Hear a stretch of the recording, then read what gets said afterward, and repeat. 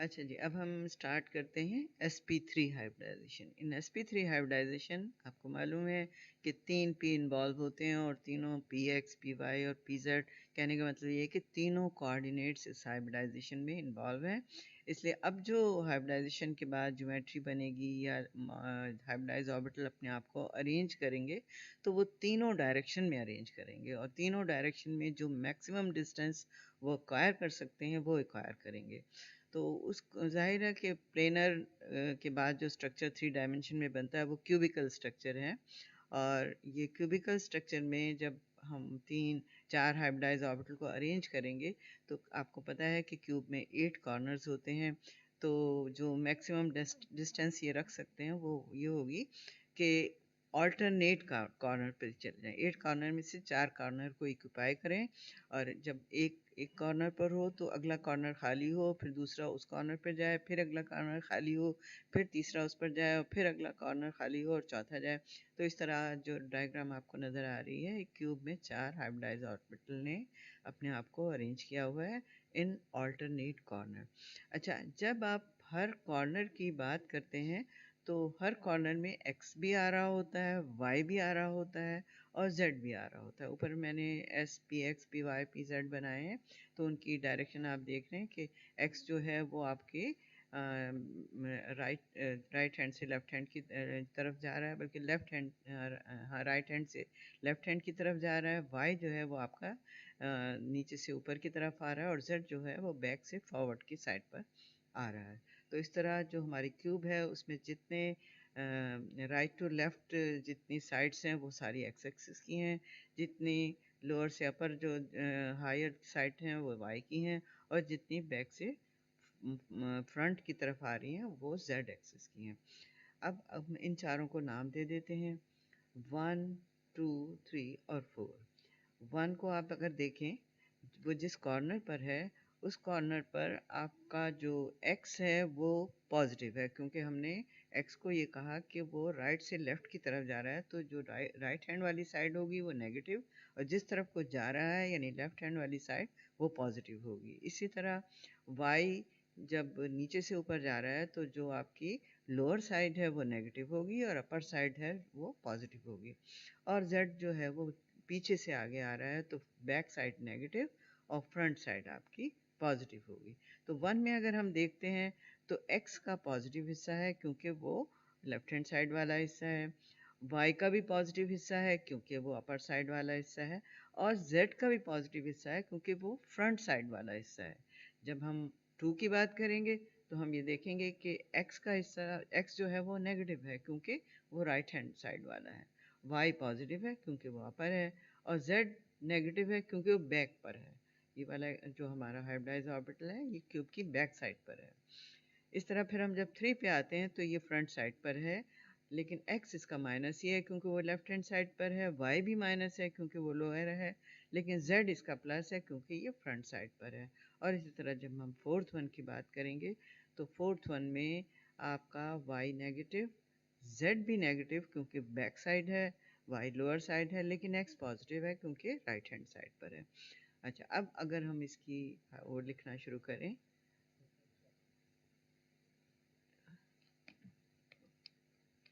तो हमने देखा कि 1 एंड 3 जो हैं are towards the front face, 2 and 4 जो हैं टुवर्ड्स द बैक फेस। इसी तरह 1 एंड 2 जो हैं वो टुवर्ड्स द अपर फेस हैं and 3 and 4 towards the lower face हैं। All four are at maximum distance to each other in a cube forming 4 triangles। अब ये जो चार हैं ये 4 ट्राइंगल्स भी बना रहे हैं, तो इन 4 ट्राइंगल्स को भी हम डिस्कस करेंगे। पहले हाइब्रिडाइजेशन की मैंने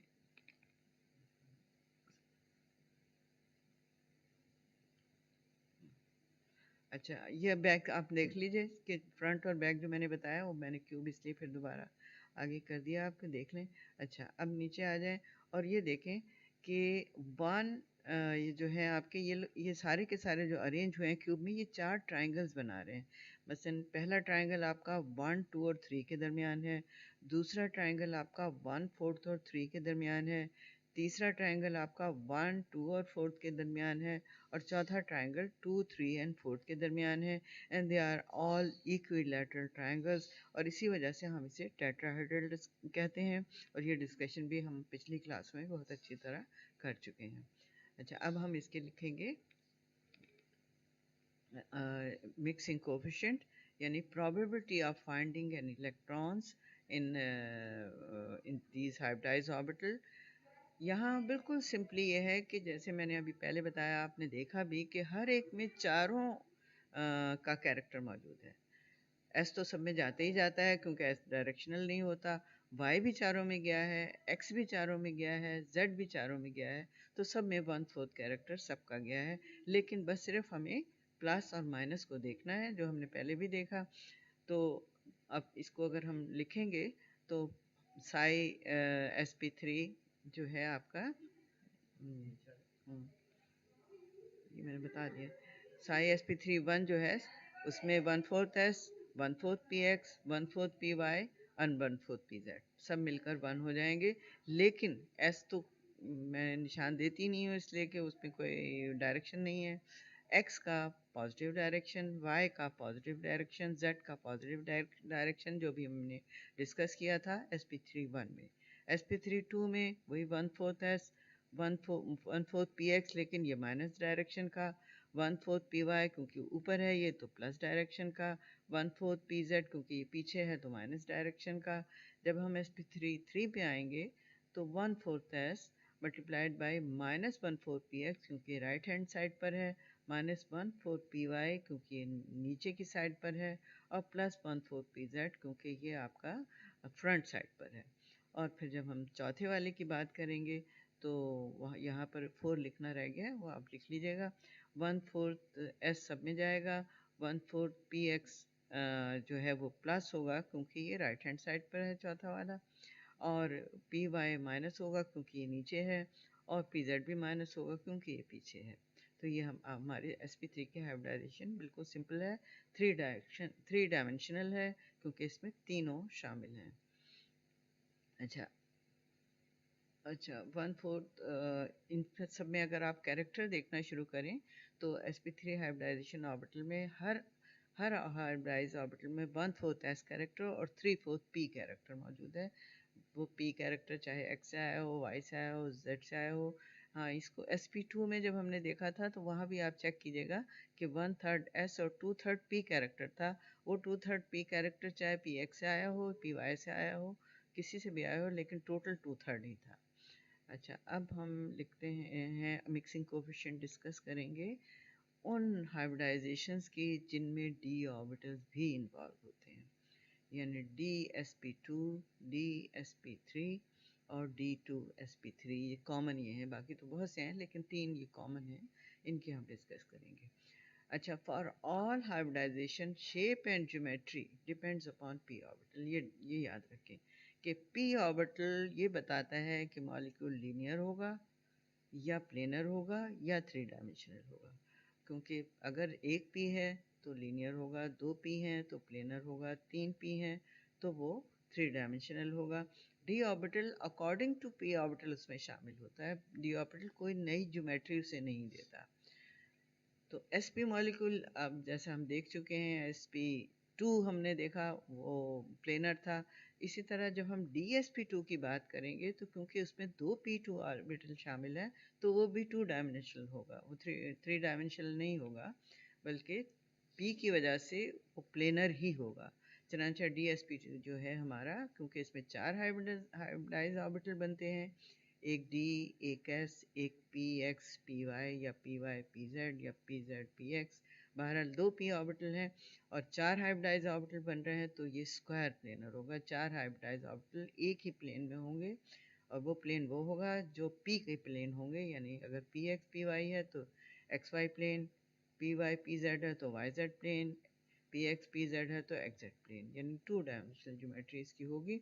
और 4 हाइब्रिडाइज ऑर्बिटल इस ज्योमेट्री में अपने आप को जब अरेंज करेंगे तो वो 90 डिग्री के एंगल पर अरेंज करेंगे, स्क्वायर प्लेनर होगा।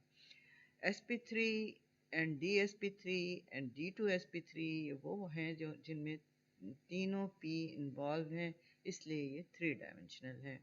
इन DsP2 ये मैंने आपको बता दिया कि 4 hybridized orbital arrange themselves in plane forming a square plane है। उसके बाद है अच्छा selection of d orbitals is according to the p orbitals. For example, if in DsP2 px and py are present, then d will be either dx square y square और dxy. क्यों? क्योंकि p आपने px और py लिया है, लेकिन अगर आप x और y और z लेते तो फिर d ऑर्बिटल dxz होता, अगर आप x और yz होता, अगर x और z लेते तो dxz होता। तो यानी जो आपके p उसमें होंगे हाइब्रिडाइजेशन में शामिल होंगे, d ऑर्बिटल उसी के अकॉर्डिंगली आएगा। चलें अब हम देखते हैं DsP2 की। यहाँ हमने px और py लिया, तो हमने यहाँ या तो हम dx स्क्वायर y स्क्वायर ले सकते हैं या हम dxy ले सकते हैं। यानी x और y पर d ऑर्बिटल के लोब्स जो हैं मौजूद होने चाहिए। ये जब मिलेंगे आपस में तो ये 4 DsP2 हाइब्रिडाइज्ड ऑर्बिटल बनाएंगे, और ये 4 DsP2 हाइब्रिडाइज्ड ऑर्बिटल जो है स्क्वायर प्लेन में अपने आप को अरेंज करेंगे। अगेन 1/4 ऐसा सब में जाएगा, और लेकिन पी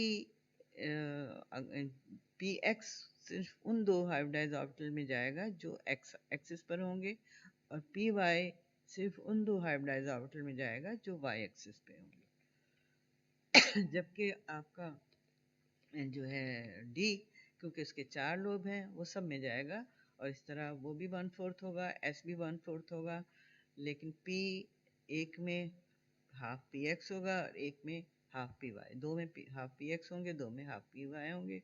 इस तरह टोटल हमारा पूरा एक ऑर्बिटल बन जाएगा, आधा पी लेकर, 1/4 डी लेकर और 1/4 एस लेकर। तो हर हाइब्रिडाइज्ड ऑर्बिटल में half P character, 1/4 D character और 1/4 एस कैरेक्टर होगा। डायरेक्शन आपने खुद देखनी है, अब आपको इतनी समझ आ चुकी है कि किस तरह हम डायरेक्शन लेते हैं। जो आप डायरेक्शन बनाएंगे उसी हिसाब से लिखेंगे। मसलन यहाँ मैंने एक्स जो है क्योंकि लेफ़्ट से राइट की तरफ बनाया है तो राइट हैंड वाले पे पॉजिटिव आएगा। जब हम SP3 देख रहे थे तो हमने लेफ़्ट से राइट बना दिया था, तो इसलिए लेफ़्ट पे प्लस आया था। तो जो भी आप डायग्राम बनाएंगे, अपनी डायरेक्शंस आप बिल्कुल उसके हिसाब से लिखेंगे, ये ख्याल रखिए, ठीक है। तो ये था आपका DsP2। अब हम आ जाते हैं DsP3 पर। ये DsP, हाँ अच्छा, अब DsP3 में जब हम आते हैं, वही 3 p ऑर्बिटल हैं, एक d ऑर्बिटल है और एक s ऑर्बिटल, ज़ाहिर है एक ही होता है। अब यहाँ px भी है, py भी है, pz भी है, तो आप कोई सा भी d ले सकते हैं, क्योंकि d इन्हीं 3 डायरेक्शंस में है। तो you can take dx square y square और dz स्क्वायर। असल में हम लेते eg ऑर्बिटल में से हैं। वैसे तो हमारे पास dxy भी हैं, dyz भी हैं, dxz भी हैं, लेकिन dxy, dyz और dxz, जैसे कि आपको पता है क्रिस्टल फील्ड थ्योरी आप पढ़ चुके हैं कि eg हाई एनर्जी पर होते हैं और ये T2g लोअर एनर्जी पर होते हैं। तो जब हाइब्रिडाइजेशन, जब मॉलिक्यूल बनता है और एटम जो है वो दूसरे एटम के साथ शेयर करता है, तो वो ऑर्बिटल जो हाई एनर्जी पे हैं वो पहले हिस्सा लेते हैं। जो लो एनर्जी पे हैं, आपको पता ही है डीप सीटेड होते हैं, वो हिस्सा नहीं लेते। तो ईजी ऑर्बिटल क्योंकि डी ऑर्बिटल्स में हाई एनर्जी पे है, तो हमारी सिलेक्शन या तो d x square y square होगी या डी जेड स्क्वायर, क्योंकि हमें एक ही डी ऑर्बिटल लेना है।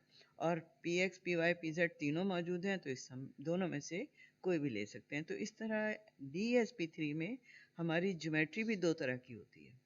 यानी वो ज्योमेट्री जिसमें d x square y square शामिल हो, तो हमारी ज्योमेट्री और होती है जिसे हम स्क्वायर पिरामिड कहते हैं, और वो जिसमें डी जेड स्क्वायर शामिल हो, तो वो ज्योमेट्री हमारी ट्राइगोनल बाई पिरामिड कहलाती है। अच्छा, अब हम दोनों की बारी बारी डिस्कस करेंगे। If d x square y square is taking part, then most of the hybridized orbital will be along x and y direction. और प्लेन, जाहिर है एक प्लेन बनाएंगे एक्स वाई डायरेक्शन में, that make square pyramid geometry. ये geometry हम बहुत अच्छी तरह डिस्कस कर चुके हैं क्लास में। In case when dz is square is take part in DsP3 hybridization, then geometry will be trigonal bipyramid, यानी स्क्वायर में से एक जो है वो z और z पे चला जाएगा, तो इस तरह हमारा ट्राइगोनल बाईपिरामिड हो जाएगा। अब हम देखते हैं बारी बारी। ये हमने लिया डी जेड स्क्वायर एस और p x p y p z. अब जब आप यहाँ 3 एक प्लेन पे बनाएंगे और 2 जो है जेड एक्सिस पर बनाएंगे, एस का तो हमें कोई मसला ही नहीं होता है, एस तो सब में इक्वली डिवाइड हो जाता है, तो 1/5 एस सब में चला जाएगा। अब यहाँ अगर पहले हम प्लेनर वाले को डिस्कस करें तो अगेन लाइक sp2 हाइब्रिडाइजेशन, एक हाइब्रिडाइज्ड ऑर्बिटल जिसे हमने यहाँ 1 का नाम दिया है वो सिर्फ एक्स एक्सिस पर है, तो इसमें p कैरेक्टर में से px का कैरेक्टर सिर्फ जाएगा। जो फोर्थ एंड फिफ्थ हैं वो जेड एक्सिस पे हैं, इनमें जो p कैरेक्टर जाएगा वो सिर्फ z से जाएगा। और जो 2 एंड 3 हैं they are in between x and y, तो इनमें जो p कैरेक्टर जाएगा वो x और y में से जाएगा।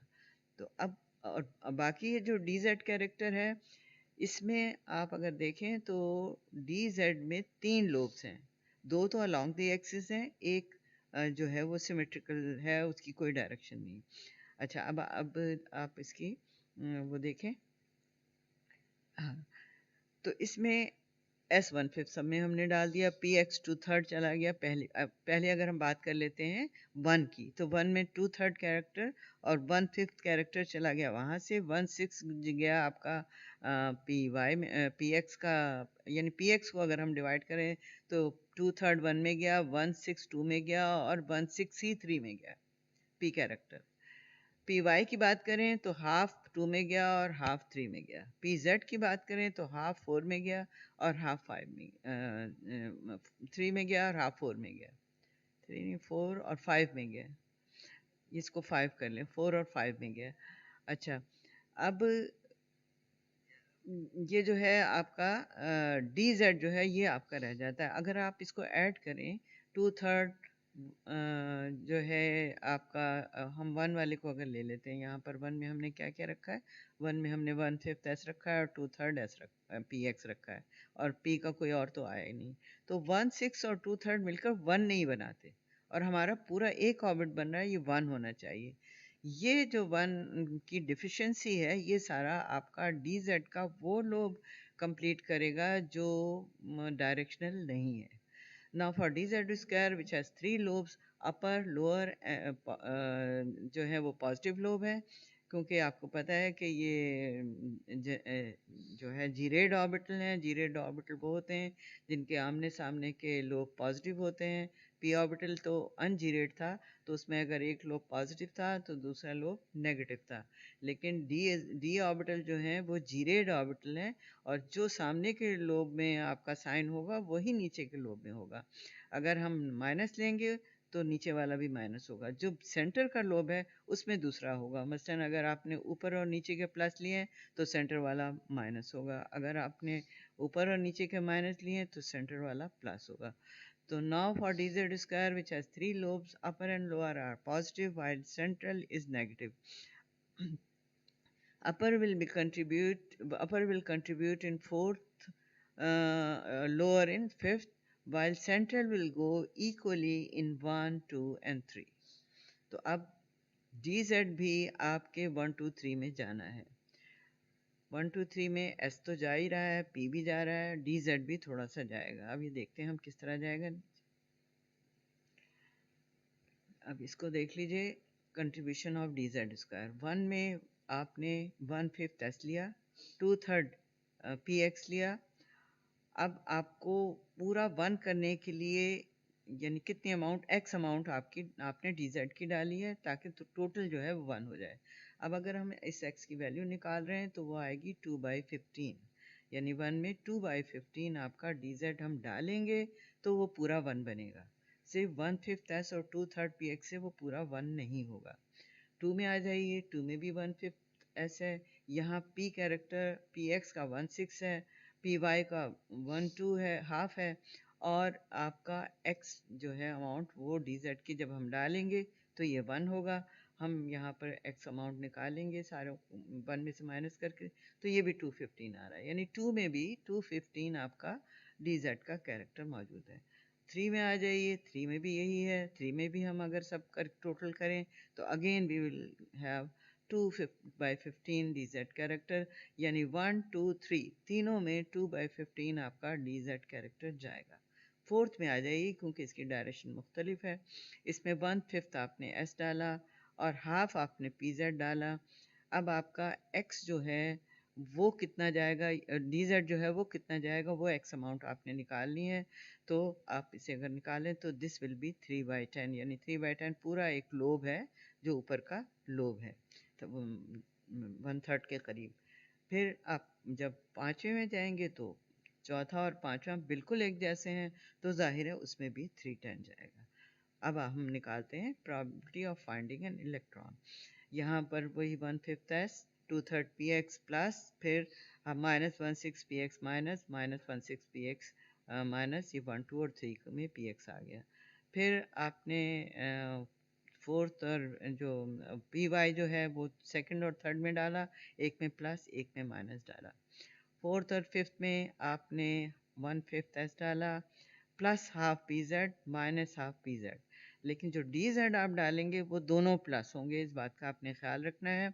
और क्योंकि जो आपका स्फेरिकल लोब था डी जेड का वो 1 2 और 3 में गया है और वो स्फेरिकल लोब माइनस है, तो सब में तीनों में -2/15 डी जेड स्क्वायर जाएगा।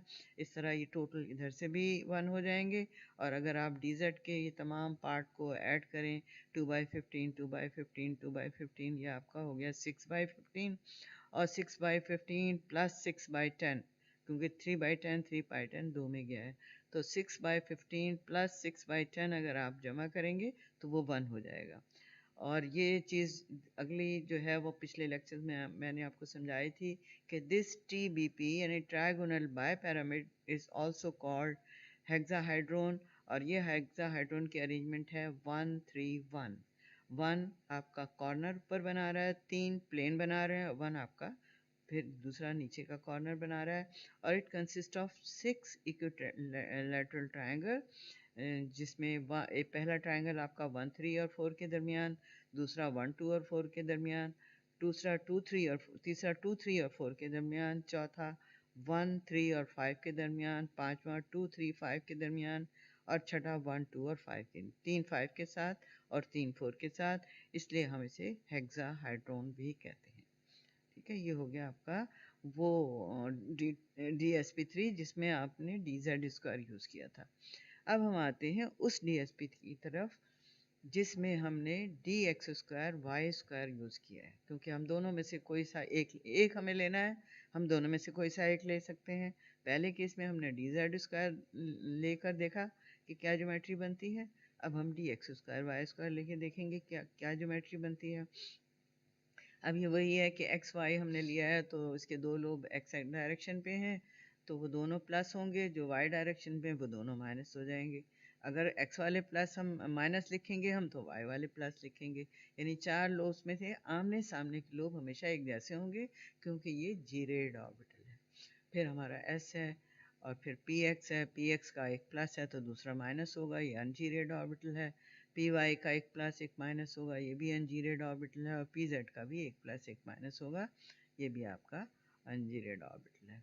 अच्छा, अब ये जब अपने आप को अरेंज करते हैं, अब ये ज्योमेट्री ये शेप आपको ज़रा अजीब सी लग रही होगी, लेकिन मैं अभी इसको एक्सप्लेन करती हूँ। पहले हम इसे नाम दे देते हैं 1 2 3 4 और 5। हर एक में आपका 1/5 एस जाएगा, ये तो बिल्कुल श्योर है, ये तो हम पहले ही सोच लेते हैं कि एस को हमने सब में इक्वली डाल देना है। अच्छा, उसके बाद अब हम आ जाते हैं पी एक्स की तरफ। पी एक्स जब हम देंगे तो जो दो लोब एक्स पर हैं उनमें से आधा प्लस वाला एक में जाएगा और आधा माइनस वाला एक में जाएगा। तो 1 और 3 हमारे एक्स एक्सिस पर हैं, इसलिए जो है 1 में प्लस और 3 में माइनस। इसी तरह 1 और 3 हैं और 2 और 4 जो हैं वो हमारे वाई एक्सिस पर हैं, तो जो वाई एक्सिस है वो भी +2 में और 1/4 उसमें जाएगा 4 में। फिर जब हम पांचवें की बात करते हैं तो पांचवें में सारे का सारा पी जेड कैरेक्टर जाना है क्योंकि जेड एक्सिस पर एक ही लोब है। लेकिन सारे का सारा हम इसलिए नहीं दे सकते कि 1/5 एस हम इसमें डाल चुके हैं, तो यहाँ z कितना जाएगा 4/5। ये 4/5 इसमें डाल देंगे तो हमारा ये पूरा एक हाइब्रिडाइज ऑर्बिटल बन गया 1/5 एस और 4/5 एस के साथ। अब हमारे पास 1/5 pz बचा हुआ है। ये 1/5 pz हमने बाकी चारों को देना देना है, और वैसे भी बाकी चारों 1 नहीं बन रहे जब तक हम इनमें मज़ीद चार्ज डेंसिटी ना डाली जाए।